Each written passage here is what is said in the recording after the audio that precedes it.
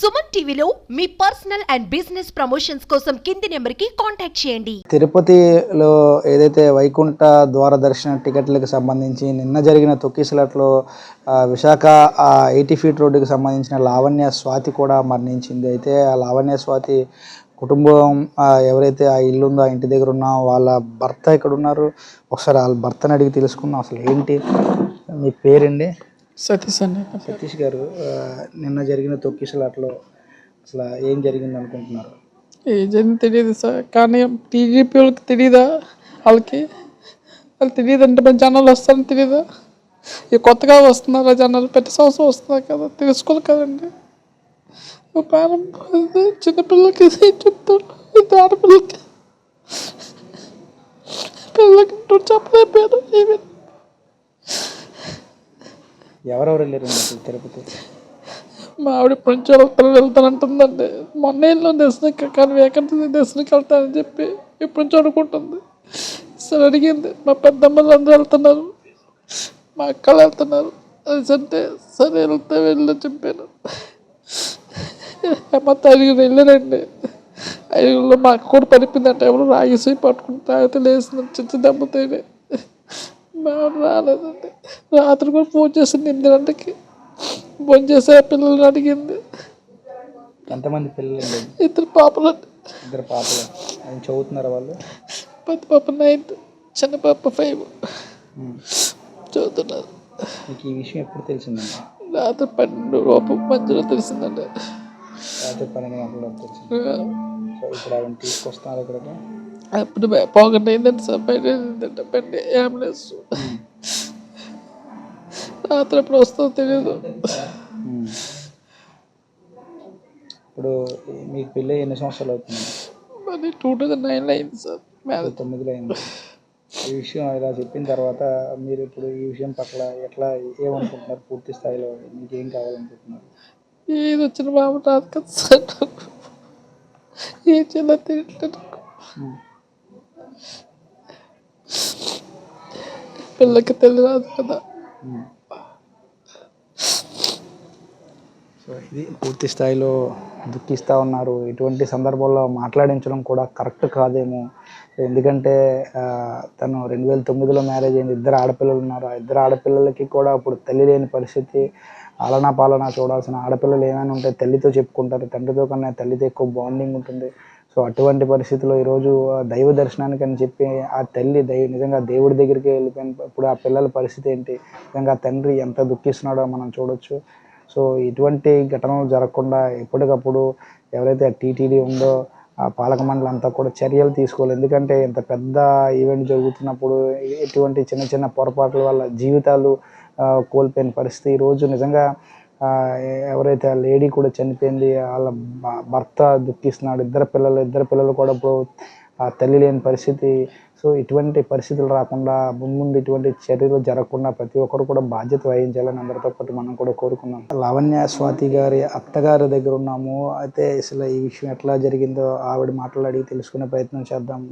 తల్లి చెప్పు తల్లి, ఎలా జరిగింది ఈ విషయం? బాబు మంగళవారం యాత్రకు వెళ్ళారు, తిరుమల వెళ్ళారు. వెళ్ళిన తర్వాత అక్కడ బుధవారం నాడు టోకెన్లో వేయించుకుందామని చెప్పేసి సాయంకాలం మరి 2 గంటలకు లైన్లోకి వెళ్ళారు. మరి మాకు అయితే 8 గంటలకు ఫోన్ చేశారు, లైన్లో ఉండి మాకు ఫోన్ చేశారు. ఫోన్ చేసి ఇలాగ లైన్లో ఉన్నాము, టోకెన్లు ఇస్తున్నారట అని చెప్పేసి అన్నారు. పిల్లలు ఫోన్ చేశారు, అన్నీ అడిగారు. అడిగితే మా అబ్బాయి చెప్పాడు, చేయలేదు ఇంకా చేస్తాము, మీరు జాగ్రత్త చూసుకోండి అనేసి. అయిన తర్వాత మళ్ళీ ఈలోగా కేకలు అరుపులు వినబడుతున్నాయి. ఏంటంటే ఇక తోసుకుంటున్నారు జనాలు అని. జాగ్రత్తగా చూసుకొని చెప్పాడు మా బాబు. అయిన తర్వాత ఫోన్ కట్టేసింది.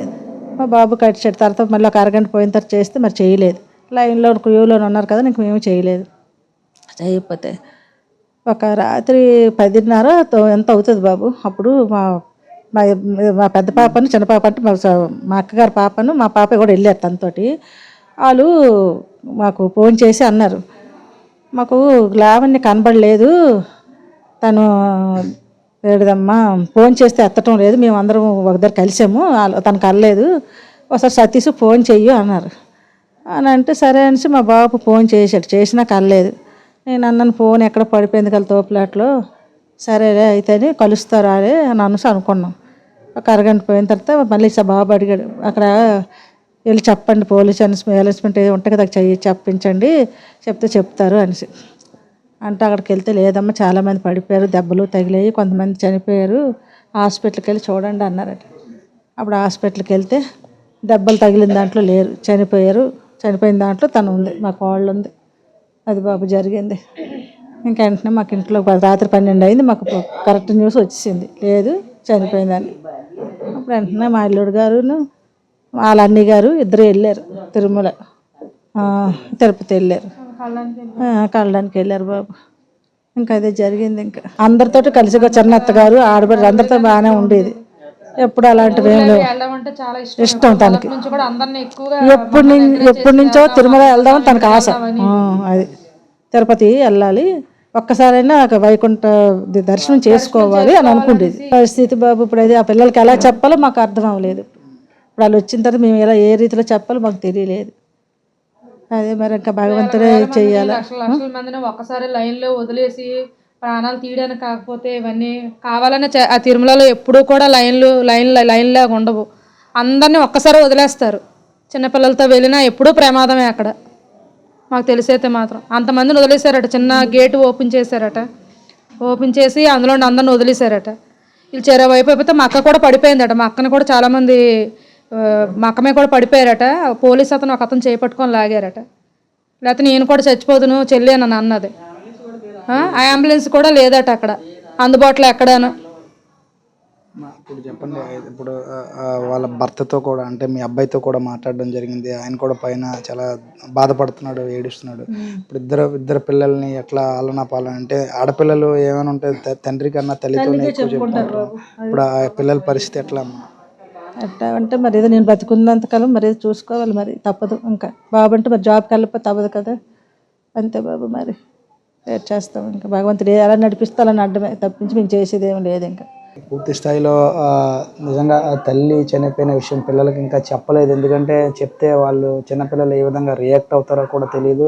సో మేబీ సాయంత్రంకి ఏదైతే లావణ్య స్వాతి యొక్క పార్థివ దేహం వస్తుంది, సాయంత్రం వచ్చిన తర్వాత పిల్లల్ని వేరే చోట ఉంచాము, తీసుకొచ్చిన తర్వాత చూపించాలి. ఎందుకంటే వాళ్ళు ఎలా రియాక్ట్ అవుతారో కూడా తెలియని పరిస్థితి అంటూ కూడా అత్తగారు బంధువులందరూ కూడా చెప్తున్నారు.